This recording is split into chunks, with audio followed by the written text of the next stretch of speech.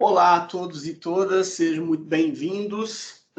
Meu nome é Aurélio Viana, eu sou mestre e doutorando em Direito Processual pela PUC Minas, eu sou advogado especializado em Direito Imobiliário e atualmente na condição de presidente da Comissão de Direito, Tecnologia e Inovação da OAB de Contagem. Eu gostaria, então, de falar um pouquinho para vocês hoje sobre as 7 tecnologias mais disruptivas que eu posso visualizar que vão gerar realmente um impacto muito significativo na vida dos profissionais do direito de agora em diante. Algumas já estão proporcionando realmente um impacto muito grande, mas eu escolhi essas 7 tecnologias como sendo, a meu ver, as mais significativas, as mais importantes e que por isso mesmo elas precisam de realmente de uma atenção especial da nossa parte. Mas antes de falar efetivamente de cada uma das tecnologias, eu gostaria de mencionar para vocês que realmente a gente está passando por um momento de revolução jurídica. E essas não são palavras meramente jogadas ao vento. Explico. Porque normalmente toda inovação ou toda nova tecnologia, ou às vezes até vamos falar assim, uma teoria que se propõe nova, ela se apresenta como realmente inovadora, como realmente dotada de uma singularidade muito forte e evidente, mas no caso dessas novas tecnologias, eu penso que realmente estamos diante de uma revolução, porque embora algumas teorias, algumas propostas práticas, elas se apresentem como realmente inovadoras, às vezes não são, elas não geram um impacto muito grande. E eu penso que o grande momento que a gente está vivendo, a grande particularidade desse momento é exatamente que há uma transformação que passa além do desenvolvimento de novas ferramentas. Então, para a gente poder entender bem, normalmente o homem se vale de técnicas ou de ferramentas para aprimorar o seu trabalho. Então, um trabalho que era feito de maneira braçal passa a ser feito por máquinas e depois até por robôs. Aí a gente trazendo isso para a nossa realidade do direito, por exemplo, as petições antigamente eram feitas à mão. O advogado escrevia, o advogado, o juiz, o promotor, eles escreviam lá as petições, os despachos, decisões, à mão, na caneta, né? E depois começa-se a observar a utilização de máquinas de datilografia e depois, sobretudo a partir da década de 90, a utilização de computadores. Há um transporte do processo físico para o processo judicial eletrônico, o famoso PJE, mas perceba que nessa noção você tem um aprimoramento da ferramenta, ou seja, o homem continua no comando, continua tomando as decisões do ponto de vista do poder cognitivo mesmo, de tomar as decisões, de dizer sim ou não, e essas tecnologias ou esse avanço tecnológico não passa de uma melhoria da ferramenta. Só que o nosso momento atual é um momento muito peculiar, por isso a gente pode falar realmente em disrupção ou de revolução, exatamente porque mais do que você aprimorar ou substituir as ferramentas e colocar ou criar outras ferramentas, a gente pode pensar realmente que essas novas ferramentas, elas estão aos poucos, é verdade, mas elas já estão, de certa forma, tomando o lugar do ferramenteiro, ou seja, elas já estão desenvolvendo as tarefas tipicamente humanas e algumas delas tarefas efetivamente cognitivas.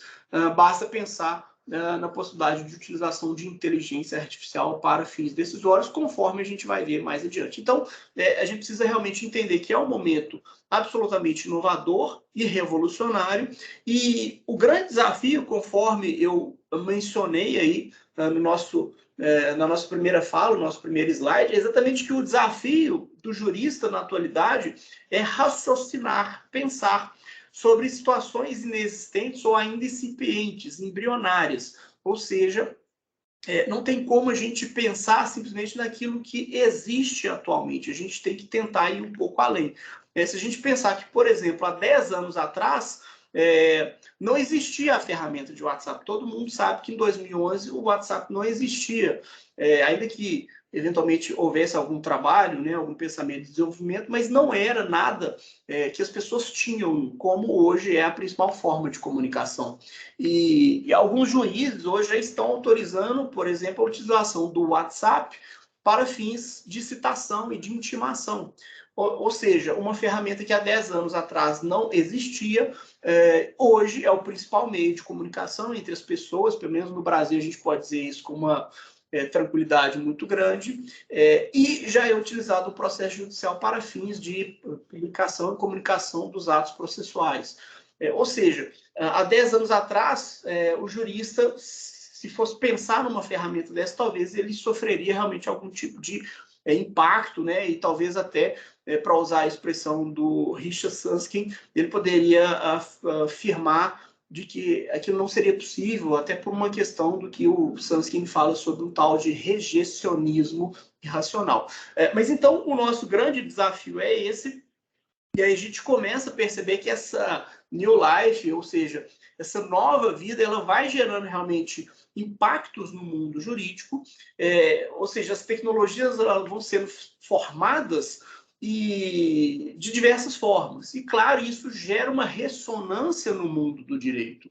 Então, para dar alguns exemplos triviais, claro que a gente vai abordar essas questões, ou algumas questões com maior profundidade ao longo da minha fala, mas a gente pode pensar com tranquilidade aí que existe nova forma de contratar. Então, hoje, por exemplo, um sujeito que entra na internet, faz lá uma busca, por exemplo, por um encanador, um sujeito que faça lá uma reforma numa residência, às vezes eles combinam o serviço, os valores, forma de pagamento, absolutamente online, ou seja, por meio de uma troca de mensagens ali, por exemplo, no WhatsApp ou qualquer outro desses aplicativos. Então, quer dizer, você tem uma nova forma de contratar, né?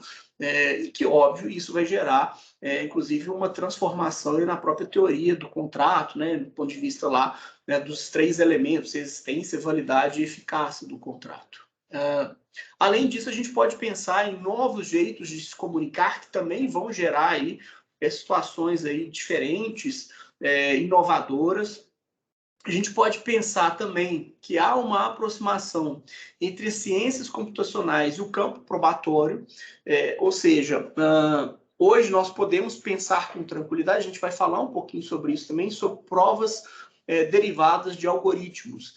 Então, ou seja, a gente pode realmente cogitar a utilização de sistemas de informação e da captação de informações em dispositivos eletrônicos, computador, celular, tablet, etc., que possam gerar realmente provas, sem falar de sensores, relógios e tantas outras situações que podem realmente gerar aí situações probatórias. A gente pode pensar também que uma grande inovação decorre das chamadas novas cidades, né, ou cidades inteligentes, que são cidades altamente conectadas, não que elas são bonitas ou modernéticas, para poder usar uma expressão assim forte, mas porque essas cidades elas têm realmente toda uma proposta de captação de dados, de processamento de dados em prol da própria cidade, ou pelo menos da administração pública. Só que, claro, isso gera toda uma situação em relação à discussão sobre privacidade, né, os dados pessoais, e a gente até vai falar um pouquinho sobre isso também mais à frente. E algumas tecnologias que a gente pode pensar também aqui de imediato é exatamente essa possibilidade também de reinvenção do sistema de justiça e do sistema cartorário. Porque, como a gente pode pensar, por exemplo, em blockchain, existe a possibilidade de você reduzir a importância, inclusive, do sistema cartorário, para dar um exemplo trivial, porque você pode ter a validade de transações independentemente de um sistema cartorário. Então, a gente pode pensar também num sistema de registro de veículos, como é o caso do Detran aqui no Brasil. E a gente pode pensar também numa reinvenção do sistema de justiça, com a utilização de ODR, com a utilização de inteligência artificial, que é algo que tende a realmente modificar a forma com que o direito é praticado.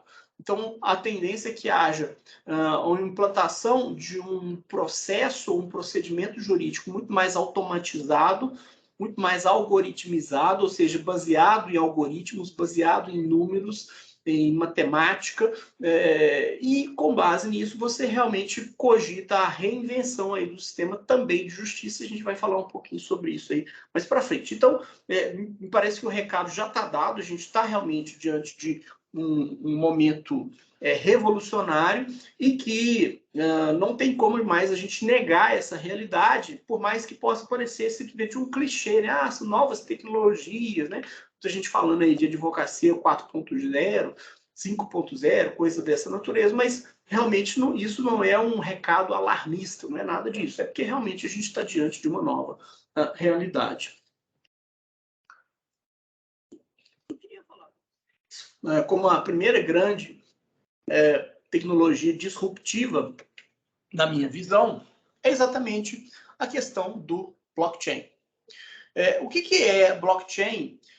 A gente vai evitar assim, de ficar dando conceitos muito técnicos, tá, sobre essa tecnologia, mas, de modo geral, a primeira coisa que a gente precisa entender é que alguns consideram o blockchain como uma das tecnologias mais revolucionárias de todos os tempos.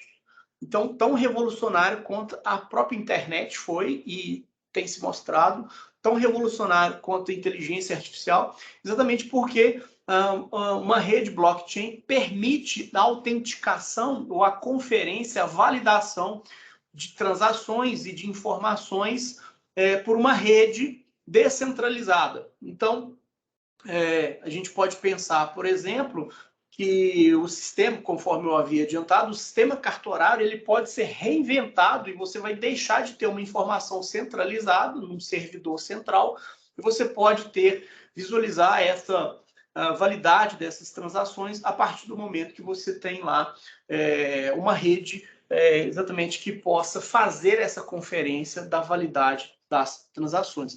Então, assim, de uma maneira geral, o que é o blockchain? Blockchain atua como um livro-razão digital distribuído. Então, ele não tem um servidor central. O blockchain não está no computador do Aurélio ou no computador do vizinho do Aurélio, da Maria ou do João. Não. O blockchain é realmente descentralizado. Então, ele pode estar em milhares ou milhões de computadores, exatamente porque é uma rede e cada um desses computadores é exatamente um nó dessa rede e que é pelo conjunto da rede que as autenticações ou as operações elas são validadas, melhor dizendo. Então, é como se fosse realmente um livro-razão, ou seja, você tem lá uma sequência, um encadeamento, ele é digital e é distribuído. E aqui uma informação importante, que a blockchain ele não se resume às criptomoedas, porque normalmente, quando se explica blockchain, se fala lá do Bitcoin, de outras criptomoedas, mas, na verdade, o blockchain foi uma solução criada para subsidiar, do ponto de vista prático, a criação, desenvolvimento e transmissão de criptomoedas, mas não significa que o blockchain é uma criptomoeda ou que o blockchain existe apenas para criptomoedas. Não, inclusive o blockchain ele tem inúmeras outras aplicações, por exemplo, contratos inteligentes que a gente pode perceber o seu uso. Além disso, é muito importante perceber que é validado pelos próprios usuários que vão fazer exatamente essa conferência de registro para ver se não houve uma adulteração, uma alteração daquela cadeia. E isso é muito importante. O blockchain dispensa confiança descentralizado. Isso também é uma grande vantagem. Aí a gente acaba fazendo uma ilustração com base em criptomoedas, mas o fato é que você não precisa ter nenhum tipo de relacionamento com outra pessoa para você ter realmente uma noção de segurança, de confiança para você realizar uma transação. Não precisa. Então, quando a gente faz uma associação, por exemplo, entre blockchain e smart contracts, ou seja, contratos inteligentes, você não precisa se preocupar com quem que você está contratando, porque aquela execução é automática, com base na própria programação do sistema que é feito, né, E com base nisso, você vai ter a operação concretizada. Então, você tem algo que é descentralizado e você dispensa a confiança, né, ou a existência de um relacionamento anterior entre aquelas partes. Então, realmente é uma tecnologia absolutamente revolucionária e inovadora. Aqui eu estou trazendo para vocês aqui só um código hash, que é um exemplo. Tem alguns sites que possuem indicam esses exemplos aqui de código hash. Código hash não é o mesmo que blockchain, mas ajuda a entender um pouco, porque as mensagens elas são criptografadas, ou as informações são criptografadas, e essa criptografia é uma criptografia absolutamente sofisticada. Não basta substituir lá, por exemplo, palavras por números, né? Não é assim que funciona, é realmente um sistema de criptografia altamente desenvolvido. E para poder ilustrar isso para vocês, eu estou trazendo aqui um código hash do meu nome, Aurélio Viana. Aí vocês podem ver lá embaixo que o hash ficou 32FF41. Então, essa sequência aí. Eu estou indicando só o início ali, porque é uma sequência muito longa, né, de números e letras, mas perceba que aí no próximo item, eu mudei. Então, eu tirei lá o Aurélio Viana, aí eu cortei o Azinho no final, tá ali destacado de amarelo, e vocês podem perceber que o código mudou completamente. Então, antes estava lá 32FF41, aí só de tirar o A, mudou todo o número, né? Toda a sequência, 997B954, ou seja, o hash mudou. Então, se eu tirasse alguma outra letra, alguma coisa assim, ia da mesma forma, ou acrescentar alguma, ou colocasse meu nome completo, Antônio Aurélio de Souza Viana, todo o hash ele vai mudando à medida que você altera qualquer informação. Isso até para poder gerar uma segurança maior. Então, realmente é uma tecnologia muito sofisticada, com base nesses nós, com base na informação descentralizada, e aí você tem exatamente essa possibilidade de uma informação distribuída numa rede. Agora, a gente pensando aí em algumas aplicações práticas, por isso que a gente pode dizer que é realmente algo inovador, a gente pode pensar aí na utilização de blockchain para contratos inteligentes, ou smart contracts, que, para dar um exemplo muito trivial, talvez a primeira versão aí de smart contract seja a máquina de refrigerante, que basicamente tem uma programação, tem uma linguagem de programação, ou seja, não é um contrato, por exemplo, de compra e venda genuíno, mas é uma transação feita por meio de códigos. Então, por exemplo, você insere lá uma nota de R$5 e sai uma lata de Coca-Cola, ou Fanta, ou qualquer outro refrigerante, para dar um exemplo trivial. Então, se você enfiar uma nota distinta com valor abaixo, você não vai ter o seu refrigerante e vai te devolver a nota. Se você inserir aquela nota correta, e você vai ter o seu refrigerante e aquela relação, aquele relacionamento acaba ali, podemos dizer dessa forma. Então, quer dizer, é realmente um contrato inteligente, mas é claro que isso é um exemplo muito rudimentar, um exemplo muito incipiente dessa tecnologia, porque hoje a gente pode pensar, inclusive, na utilização aí, por exemplo, de carros bloqueados e controlados por meio de códigos de smart contracts. Então, existe realmente um campo muito grande para esse tipo de aplicação. Além disso, a gente pode realmente repensar no sistema cartorário, porque hoje em dia o sistema cartorário é realmente centralizado, ou seja, você tem normalmente, de uma forma assim resumida, você tem para cada cidade, cidade média ou cidade pequena, você tem normalmente, por exemplo, um cartório de registro de imóveis. E lá você tem todas as informações dos imóveis daquela cidade ou daquele município. Sendo que em cidades grandes, por exemplo, como Belo Horizonte, São Paulo, Rio de Janeiro, você tem mais de um ofício de registro de imóveis, exatamente porque são muitos imóveis, não caberia, né? E aí você faz lá uma divisão. Ocorre que essas informações são centralizadas, então você tem um cartório, ainda que tenha vários computadores ali no cartório, 15, 20, 30 computadores, você tem, na verdade, uma rede só que centraliza aquelas informações. Quando a gente pensa em blockchain, no sistema cartorário, a gente pode pensar que não vai haver cartório, ou não haveria cartório, ou então a função do cartório seria mais de validar, de alguma forma, essas informações, mas que a propriedade do imóvel, ou seja, quem que é o dono de um determinado apartamento localizado, por exemplo, na cidade de Nova Lima, é o Joãozinho. E por que isso? Porque a própria rede validou aquela informação. Então, é claro que isso passaria por todo um processo de discussão das funções do cartório, da renovação dessas funções, mas é uma possibilidade, né, que a gente vislumbra, ainda que isso demore ou possa demorar 5, 10, 20 anos para ser implementado, é algo que pode ser discutido. Inclusive, tem algumas pessoas que defendem com muita ênfase essa possibilidade de remodelação completa do sistema cartorário brasileiro com a utilização de blockchain. Além disso, a gente pode pensar aí na utilização de blockchain em urnas eletrônicas. Recentemente, a gente teve uma discussão muito incisiva, né? Inclusive uma discussão muito apaixonada, exatamente por essa questão da segurança ou não das urnas eletrônicas no Brasil, e já existem algumas propostas de utilização de tecnologia blockchain. Por quê? Porque é muito mais difícil fraudar. Tanto é que, só para vocês terem uma ideia, as criptomoedas hoje, se você juntar todas as criptomoedas, por exemplo, Bitcoin, Ethereum ou Ethereum, ADA, Solana e tantos outros, são milhares de criptomoedas, mas se você juntar todas as criptomoedas e os valores investidos, supera trilhão de dólares, não estou falando de reais, de dólares.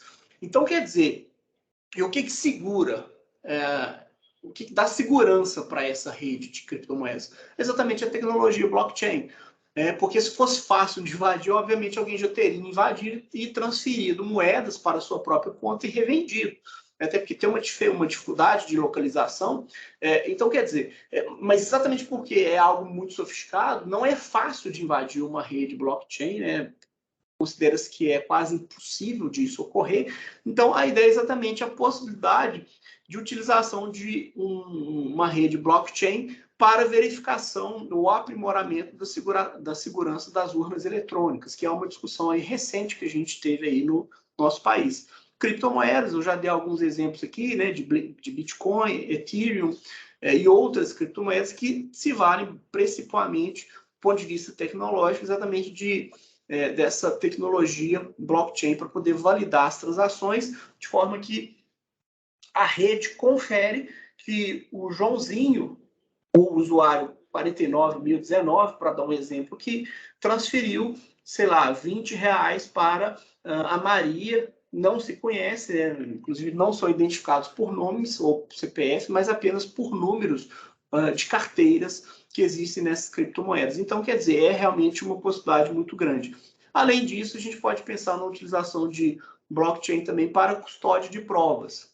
Explicando, você tem lá uma prova urgente, talvez produzida no ambiente digital, e você tem urgência de produzir aquilo, porque às vezes o cartório está fechado, tem alguma situação assim de maior urgência, e você tem medo, inclusive, que aquele conteúdo saia do ar. Exemplo, você foi ofendido numa página do Facebook ou de alguma outra rede social, e você precisa printar aquilo. O print simplesmente não serve. Já tem algumas decisões aí recentes que indicam que o mero print, por exemplo, de uma conversa de WhatsApp, né, quando você printa ali a tela do seu computador ou do seu smartphone, aquilo ali não serve, exatamente porque existe uma possibilidade tranquila de você adulterar aquilo, né? Então, o STJ já entendeu que é uma prova que não deve ser tida como válida. Então, o que você pode fazer? Existem alguns serviços que utilizam exatamente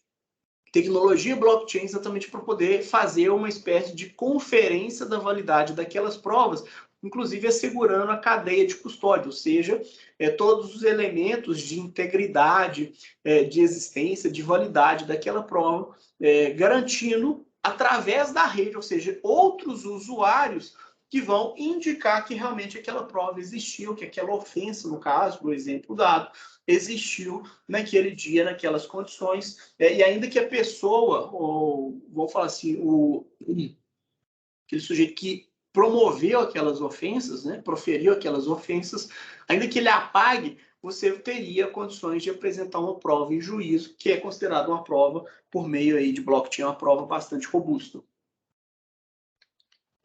aí essas diversas aplicações, e esse foi o resumo aí da tecnologia blockchain.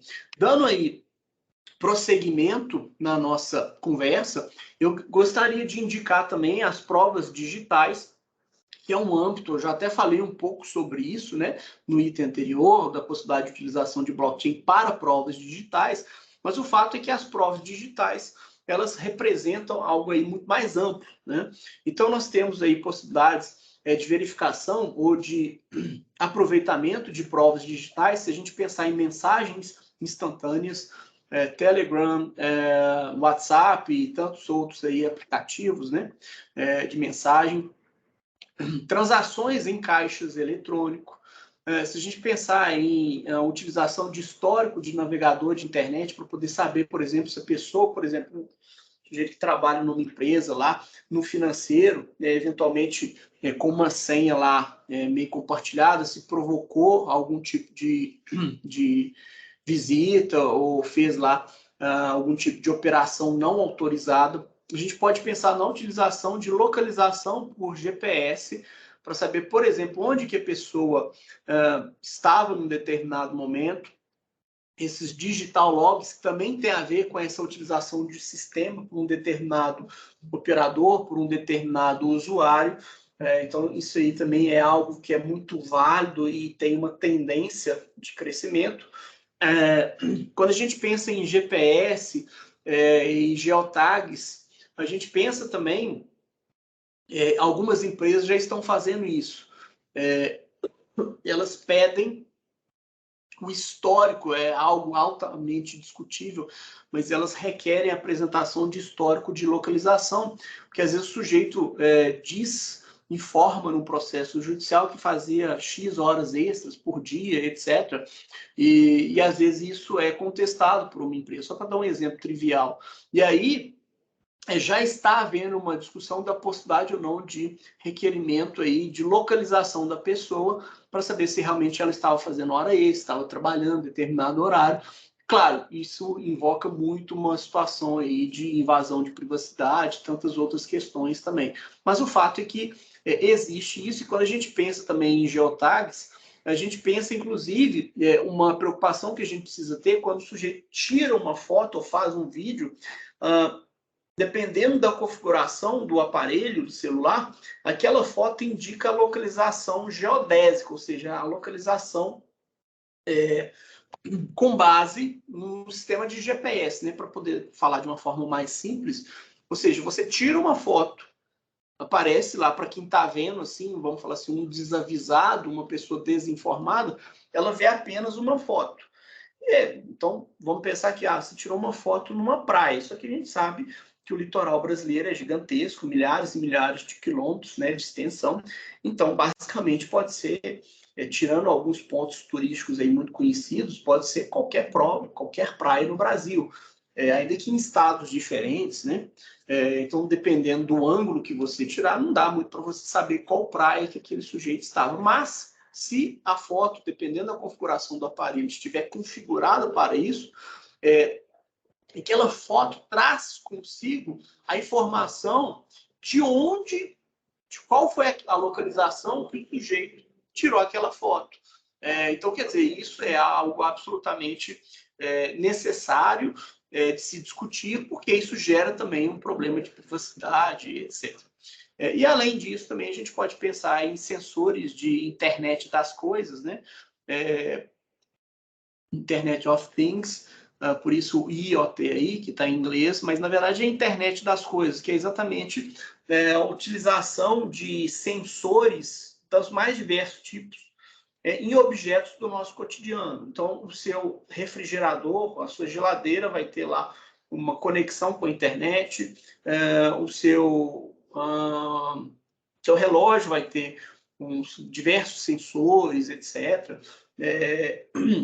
Seu veículo, sua casa. Então, quer dizer, tudo gera uma conexão e informações sobre, inclusive, ocorrências, né? Então, a gente tem até alguns casos aí curiosos, né? De Alexa, que chama a polícia. Então, quer dizer, no caso de agressão doméstica. Então, assim, tem alguns casos assim, bem interessantes, mas tudo isso precisa ser objeto também de uma reflexão a partir, inclusive, da teoria da prova. Ou seja, por mais que uma tecnologia dessa possa ser útil em algum caso, ou alguns casos, a gente precisa sempre remeter essa reflexão à própria teoria muito bem fundamentada e antiga que nós temos sobre a questão da prova, né? Ou seja, a admissibilidade, a questão da validade, da valoração, da valorização. Então, tudo isso precisa ser realmente discutido. Aqui, vocês, um exemplo que até é interessante, né, até um pouco engraçado, é que jornalista descobre traição por causa de aparelho fitness da Fitbit. O que é isso, basicamente, né? Geralmente o sujeito tem lá um relógio, né? Ou algum outro dispositivo, e aí eles fazem desafios, né? Você fica lá desafiando, tal, para poder saber quem dá mais passos no mês, para poder saber quem queima mais calorias, quem corre mais, e por aí vai, quem corre mais rapidamente, por aí vai. E aí, parece que o sujeito lá, ele teve um aumento cardíaco, assim, bastante exponencial durante a madrugada, e aí ela descobriu, né, ela percebeu que realmente aquilo ali não é um exercício como ela poderia pensar, né, por exemplo, uma caminhadinha, né, então o sujeito estava ali fazendo outras atividades, mas perceba que nesse caso realmente o algoritmo daquele sensor, daquele celular, por exemplo, que está realmente denunciando a pessoa. Então, inclusive, a gente precisa discutir os critérios desses algoritmos, se isso está realmente bem regulado. Então, eu vou dar um exemplo trivial. Eu tenho um desses relógios, vou até pegar aqui, eu tenho um desses relógios aqui, ó, tá aqui, os relógios inteligentes, né, conectados e tal, que fazem monitoramento de batimento cardíaco, quando você está dormindo, não está, etc. E teve uma vez que foi absolutamente curioso, porque eu estava dirigindo, normal, sem correria, não estava participando de nenhum tipo de competição, nada disso. Dirigindo o meu veículo normalmente, e aí, por alguma razão, ele acusou que eu estava fazendo natação. E aí eu dirigindo lá, normal, e quando eu vi, falei assim, olha, exercício acusado automaticamente, natação, 10 minutos. Deu alguma coisa assim, 10 ou 12 minutos. Então, quer dizer, ele tirou isso de não sei onde, né? Inclusive eu não estava suado, não tinha nada disso. Ele inventou, ou seja, o algoritmo, aquele sensor, todo esse conjunto do relógio estava desregulado de alguma forma. Então perceba que isso é muito sério, né? Então você pode, nesse exemplo dado aqui, você pode inclusive perder um relacionamento, alguma coisa assim, inclusive por uma falta de regulagem adequada de um determinado equipamento. Então a gente precisa realmente discutir isso com muita seriedade. E agora eu estou trazendo um caso que não é nada engraçado, né? Muito pelo contrário, é um caso lamentável, mas que o sujeito, né, o Jairinho, ele falou lá naquele crime bárbaro, né? Todo mundo deve ter ouvido falar, mas ele disse que ele tinha lá adormecido e que ele não viu nada, né? Basicamente a tese dele era essa. Só que aí o aplicativo do celular informou que, na verdade, ele não adormeceu, né? Porque a tese, mais ou menos, era, olha, eu adormeci, não vi nada, e aí, quando eu acordei, a criança já estava morta, né? Basicamente, era essa a tese. Ou seja, aconteceu algum acidente, alguma coisa aí, quase que uma bruxaria, que o garoto morreu sem a minha participação. E eu estava lá. Naquele momento, eu estava lá no sofá, alguma coisa assim. Ocorre que o aplicativo denunciou que ele deu 81 passos e andou 61 metros na madrugada. Ou seja,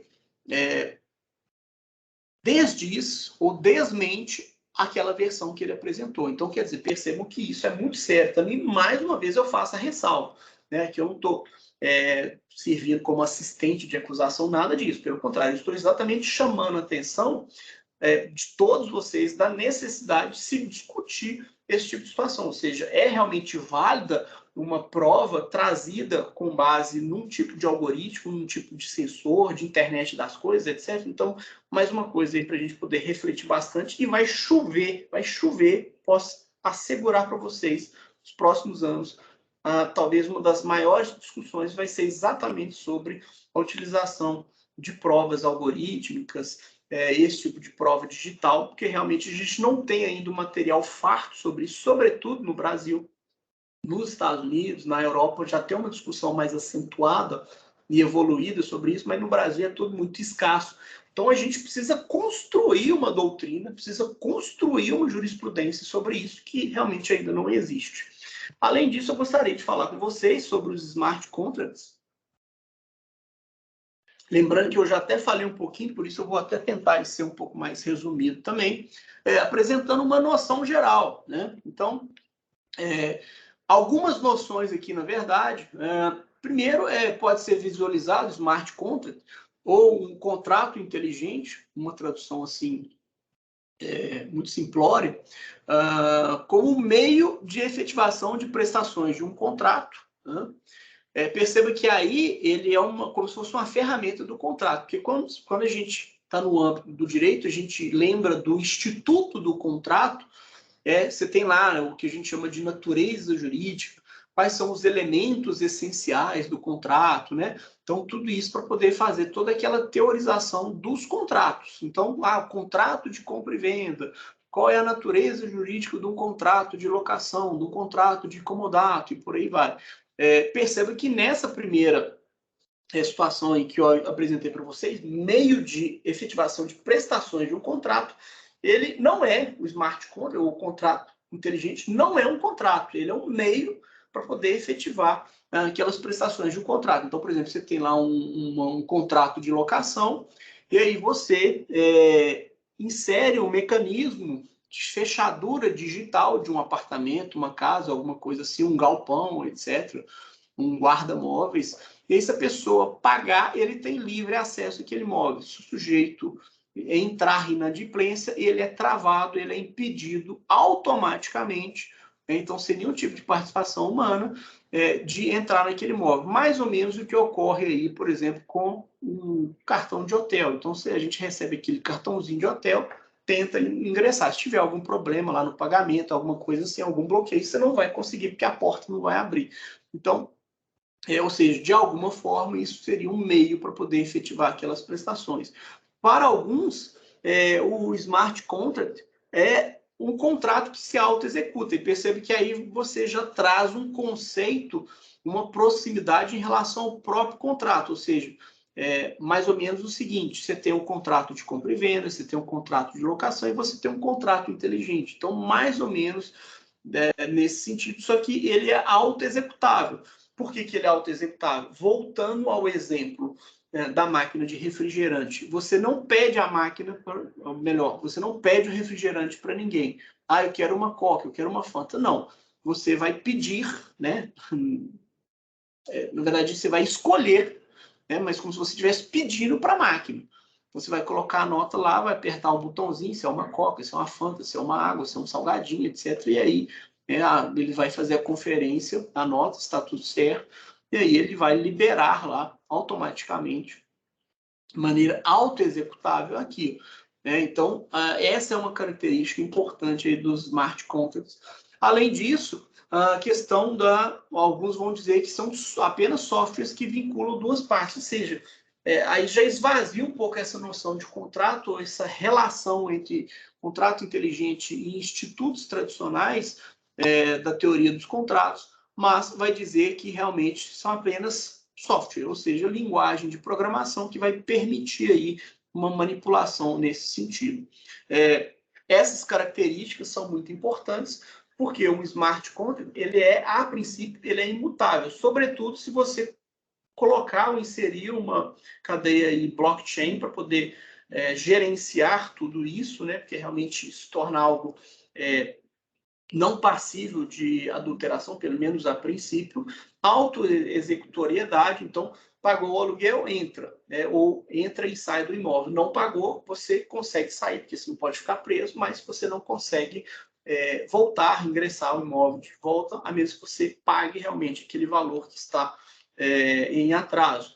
Ou então, já tem uma discussão sobre isso também nos Estados Unidos, você tem lá carros com smart contracts, e com bloqueio à distância. Então, se o sujeito deixa de efetuar o pagamento das prestações, e ao invés de ter lá um localizador, ação de busca e apreensão, todo aquele transtorno, simplesmente o veículo vai parar, claro, numa situação de segurança, ele não vai parar com o carro 150 km por hora, claro que não. Mas quando ele estiver lá numa situação de estacionado, você não vai conseguir ligar o carro mais, porque ele foi bloqueado lá à distância exatamente por causa da verificação da inadimplência daquele contrato.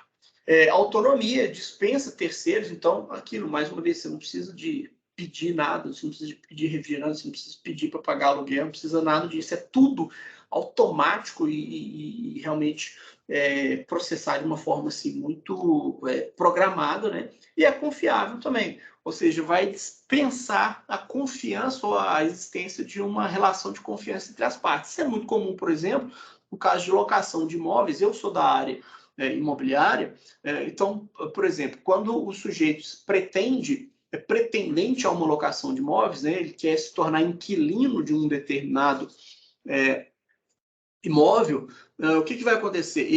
Normalmente, ele vai ter que providenciar lá uma das garantias locatícias, né, uma das 4 garantias locatícias, caução, fiança, seguro-fiança ou título de capitalização, mas a que é a mais comum é a fiança. E aí, geralmente, o sujeito tem que apresentar 2 fiadores, um fiador de renda, normalmente 3 ou 4 vezes o valor do aluguel. Então, se o aluguel é R$1.000, alguém que ganhe pelo menos R$3.000, e o fiador de imóvel, ou seja, uma pessoa que tem o imóvel em nome dele e que, diante disso, ele tenha condições ali de pagar a dívida do inquilino se o inquilino não o fizer, né? Por isso, esse contrato de fiança. Percebe que precisa realmente de ter toda uma confiança, falar assim, para quem que eu estou, proprietário, né, ou imobiliário, para quem que eu estou alugando o meu imóvel? Afinal de contas, é o meu imóvel, eu quero que cuide bem dele.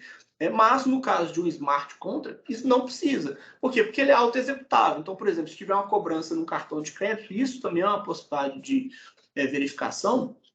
Você insere lá o número do seu cartão e aí automaticamente já vai cobrar, fazer aquele lançamento no cartão de crédito do sujeito. Então, não precisa muito realmente dessa relação de confiança. A gente pode ver isso também, uns tempos atrás, aí teve uma espécie de coqueluche aqui no Brasil, com aquelas patinetes, né? Tinha patinete para todo lado, né?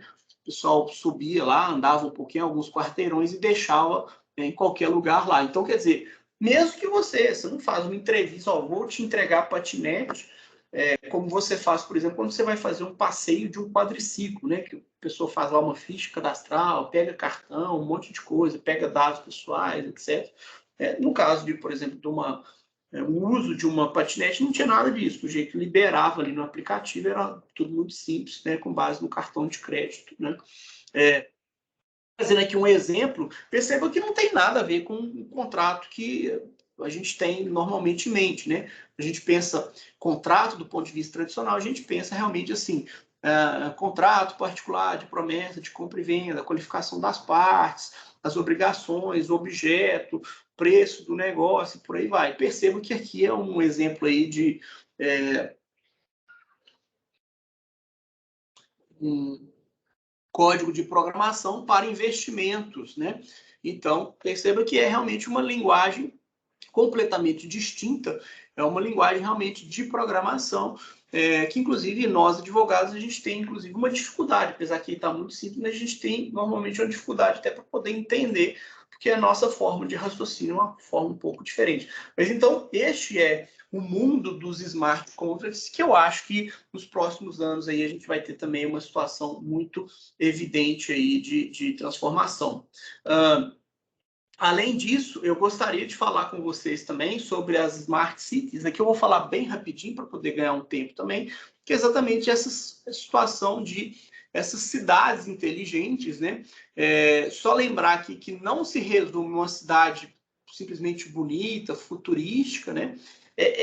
E ela tem o principal ponto de partida, a gestão de dados, a sustentabilidade e inovação, sobretudo sustentabilidade do ponto de vista do meio ambiente, etc. E, sobretudo, a gestão de dados, ou seja, a captação de dados de diversas formas, sensores, câmeras, todos os tipos de radares que vocês possam imaginar, e com base nisso a administração pública ela vai sendo alimentada e vai criando realmente essa noção de uma cidade interligada, de uma cidade inteligente. Então eu estou trazendo aí alguns exemplos, algum exemplo aí de Xangai, mas lembrando que é só para ilustrar, porque realmente não precisa ter essa ideia apenas de que é uma cidade assim bonita, né? Uma cidade lá de filme, nada disso. Uma outra situação que eu gostaria de falar com vocês é do Visual Law, que é uma das técnicas aí de legal design que eu considero também uma das tecnologias aí disruptivas, exatamente porque vai mudar também a forma com que os próprios juízes, advogados trabalham as petições, as peças jurídicas, né? Então, a gente precisa entender que o Visual Law é uma técnica, está relacionada aí ao legal design, e a gente não pode confundir Visual Law com um processo de infantilização da profissão jurídica, né?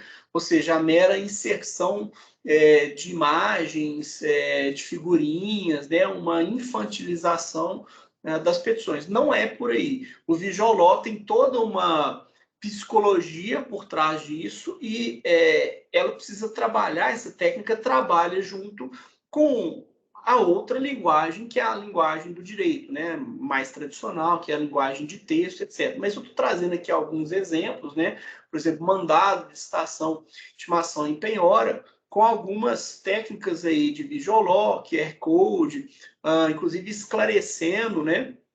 De uma forma simples, sobretudo para o cidadão que não é tão bem informado, né? Porque às vezes a pessoa lê um mandado de citação, uma decisão de um juiz, a pessoa simplesmente não entende o que está sendo dito ali. Então a ideia também do Visual Law é exatamente você passar a informação de uma maneira mais correta e mais agradável. Aqui também a utilização, até um caso que eu fiz, uma espécie de linha do tempo, né, no caso de embargos de terceiros, falando exatamente sobre para poder afastar aí uma alegação de fraude à execução, fraude a outros credores, etc. Eu fiz aí uma linha do tempo para poder indicar para o juiz de maneira muito clara que quando ocorreu a transação, não tinha nenhum processo, não tinha nenhum problema para a compra e venda daquele imóvel, por isso estava afastado qualquer possibilidade de invocação de algum tipo de fraude naquela transação. Então, isso aí é a técnica do Visual Law. E agora a gente vai passar para uma outra situação que eu também julgo absolutamente revolucionária, que são as chamadas Online Dispute Resolution, ou ODR, ou então resolução de conflitos online, ou resolução de disputas online. Para a gente entender, nós sabemos que existem técnicas alternativas de resolução de conflitos, ou meios alternativos, né? Ou seja, você não precisa concentrar a forma de resolução dos conflitos apenas na jurisdição. Ou seja, assegurar ao juiz ou pedir ao juiz sempre que decida todos os casos. Tanto é que a gente tem aí questão de conciliação, mediação, arbitragem, exatamente porque algumas situações elas podem ser solucionadas de uma maneira muito mais breve e também muito mais econômica para as partes, que são as chamadas ADR. Só que a ODR não é simplesmente uma transformação de uma ADR ou a transposição de uma ADR para um ambiente eletrônico. Não é isso. Então, a ODR, Online Dispute Resolution, está muito mais relacionada exatamente a um processamento de dados, a uma compreensão, inclusive, do perfil de cada usuário, e com base nisso, você consegue ali criar propostas de solução. Então, essa ODR, essa Online Dispute Resolution, vai surgir na década de 1990, sobretudo lá no caso do eBay, que começou a ter um volume de transações muito grande, milhões, dezenas de milhões de transações por ano. Se tivesse que colocar, por exemplo, contratar atendentes, né, no telefone, telemarketing, para poder atender todas as pessoas que fizessem reclamação, a empresa não teria condições de manter a sua reputação, de poder prosseguir com aquele processo. Então, você precisava exatamente automatizar isso, você precisava de um algoritmo, você precisava de um sistema que entendesse essas demandas, né? Entendendo essas demandas, arrumar formas de dar solução. Então, primeiro, uma aproximação das partes, entender o que cada parte pede. Ah, não, o produto vem com defeito. Vamos pensar aí no eBay, vamos pensar aí no Mercado Livre, esse tipo de serviço, né? Tem milhões e milhões de transações a cada ano. Realmente não dá para atender todo mundo humanamente falando, não dá, né? Não teria setor de telemarketing capaz de aguentar isso. Então, você entende no sistema, você cria filtros e padrões de reclamação. Olha, não recebi o produto veio com defeito, ao invés de mandarem um iPhone, mandaram um pedaço de tijolo, enfim, qualquer outro exemplo que vocês possam pensar aí, geralmente se encaixa. E você vai colocando aquilo em árvores, em hipóteses, em caixas que a pessoa marca qual que é o problema dela, e aí já tenta fazer lá automaticamente uma intermediação entre as partes, dependendo da situação, bloqueia realmente o dinheiro para que o vendedor não receba aquele dinheiro, e vai fazendo uma intermediação. A grande questão é que já se deu ideia de utilização de ODRs como sistema alternativo do próprio judiciário, ou seja, trazer essa técnica de ODR, de resolução massiva de casos feitos de uma forma algorítmica, né, automática, trazer isso para o judiciário. Então, já tem algumas propostas, inclusive alguns juízes entendem que nós temos lá uma plataforma consumidor.gov, que primeiro o sujeito tem que fazer uma reclamação no consumidor.gov, e somente se ele não tiver sucesso lá nessa plataforma, consumidor.gov, você teria lá o interesse de agir, e com isso você poderia ajuizar uma demanda, por exemplo, contra uma operadora de celular, plano de saúde, alguma coisa nesse sentido. Então perceba que a coisa já está em movimento, e tem realmente uma discussão muito séria sobre, inclusive, o direito de ação. Pode haver uma lei limitadora do direito de ação? Pode ser exigido que a parte primeira acione lá consumidor.gov ou alguma outra plataforma de negociação, e somente no caso de negativa, a pessoa, o jurisdicionado, o cidadão, ele vai poder procurar o judiciário? Me parece que isso é inconstitucional. Mas tem uma discussão muito séria, e o fato isso é inequívoco, essas ODR, elas estão chegando com muita força. No Brasil, talvez o maior exemplo que a gente tem aí de ODR é no Mercado Pago, no Mercado Livre, né? Sem fazer propaganda aqui, mas é porque realmente é um caso de referência, assim como no direito estrangeiro. A gente pode ver aí o eBay, que é exatamente o ambiente que foi realmente fecundo para poder criar esse tipo de experiência. Mas, sem dúvida nenhuma, ODR é algo que vai explodir aí nos próximos anos. E agora, falando da última grande tecnologia disruptiva, eu deixei para o final, porque essa aqui é talvez aí, primeiro, a minha preferida, e segundo, que é realmente a mais espantosa, porque vai naquele sentido de realmente gerar uma possibilidade de substituição do ferramenteiro, ou seja, a ferramenta vai se tornar ferramenteiro, e o ferramenteiro original, a gente não sabe como que ele vai se comportar diante disso tudo, né? Então, ou seja, há uma possibilidade de substituição dos processos cognitivos humanos com base em algoritmos de inteligência artificial.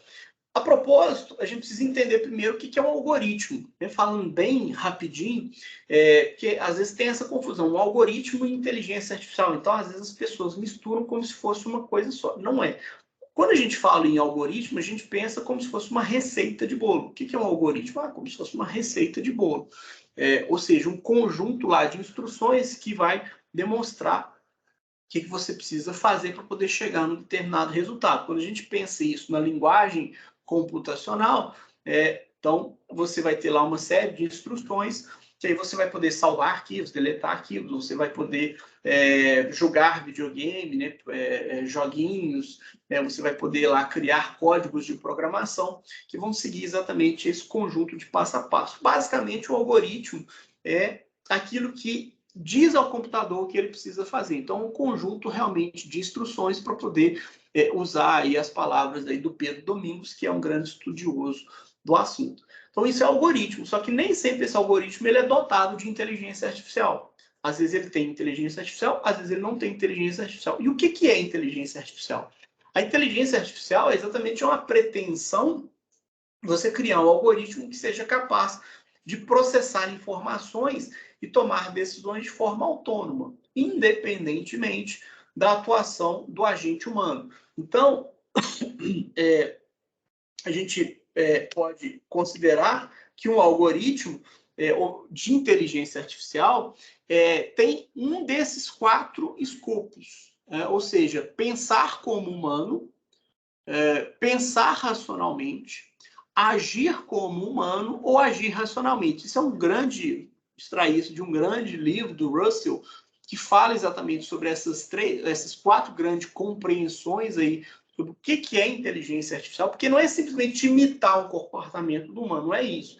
Pode ser considerado inteligência artificial agir racionalmente, ou seja, tomar decisões corretas diante de situações. Então, se a gente pensar, por exemplo, num robozinho aspirador, né? A gente tem esses robozinhos em casa. Por exemplo, um robô que seja inteligente é aquele que descobre que se ele ficar, por exemplo, ultrapassando determinados limites, se botar ele em cima de uma mesa, ele vai cair no chão.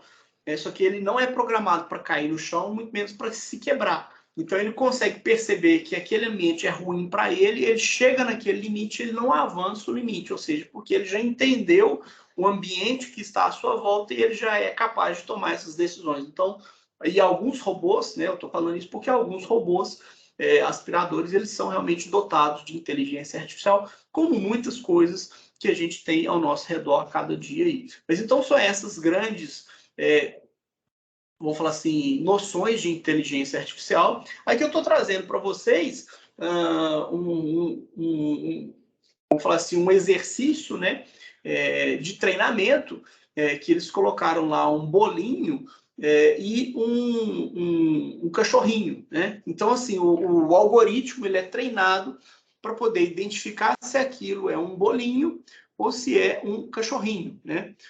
No caso aí, um chihuahua. Então, à medida que o algoritmo ele vai sendo, vai acertando, você vai atribuindo maior pontuação e vai dando um ok para ele. Então, claro, existem diversas formas aí de treinamento dos algoritmos de inteligência artificial, machine learning, deep learning, aprendizado supervisionado, não supervisionado, não dá para a gente ficar entrando aqui, mas só para vocês entenderem que isso aqui é, por exemplo, um exercício de treinamento de machine learning, de exatamente ensinar para a máquina o que é um cachorro e o que é. Por que isso é importante? Porque, por exemplo, com o tempo vai sendo desenvolvido algoritmos de reconhecimento facial, que já vêm sendo utilizados em todo o mundo, sistemas de segurança e tal, que inclusive invoca uma discussão muito mais séria. E o grande problema é que também nós vamos ter aí, com o tempo, esses algoritmos por todos os lados, e além disso, tem o problema dos viés algorítmicos, ou seja, são os erros nos treinamentos dos algoritmos. E aí a gente chega a essa questão, será que algum dia a gente vai ter um juiz robô? Ou seja, o algoritmo de inteligência artificial, sem dúvida, é uma grande possibilidade de você desafogar o sistema de justiça. Com base nisso, muitas pessoas já defendem exatamente a utilização, a possibilidade de desenvolvimento de um algoritmo que seja capaz de decidir casos concretos. Então, você tem lá, por exemplo, um processo judicial eletrônico, uma ação de cobrança, aquele algoritmo de inteligência artificial vai fazer lá a leitura, vai fazer a leitura do que está sendo pedido, da petição inicial, da contestação, impugnação, especificação de provas, etc. Ou seja, vai fazer uma leitura ali de todo o processo e vai elaborar uma decisão. E às vezes um juiz levaria lá 5 ou 6 horas para poder redigir, por exemplo, uma sentença, e aí o algoritmo ele pode fazer isso, algoritmo de inteligência artificial, deixando bem claro, ele poderia fazer isso talvez em 2, 3, 4 segundos, então economizando aí um grande tempo. Essa decisão seria submetida ao juiz para conferência, e aí ele poderia aprovar ou não, modificar ou não aquela decisão. Mas a grande questão é essa, nós estamos aí caminhando, não dá para cravar, mas já tem aí toda uma regulamentação do CNJ, todo o judiciário em peso está desenvolvendo algoritmos de inteligência artificial ou modelos de inteligência artificial, se preferir, para utilização nos processos judiciais em curso, ou seja, de uma forma concreta, específica. Beleza? Então, eram essas as minhas considerações. Eu estou finalizando aí a minha apresentação. Realmente foi uma alegria para mim participar aí desse Congresso Anual de Educação Continuada. Então, eu fico à disposição. Se alguém tiver interesse em bater um papo, tirar alguma dúvida, está aí o meu nome, Aurélio Viana, as minhas redes sociais, Aurélio S. Viana, vocês me encontram aí no Instagram, Facebook. Então, despedir aí mais uma vez, agradecendo imensamente a atenção de vocês e espero que vocês possam aí, terem ficado interessados e tenham gostado aí do nosso bate-papo.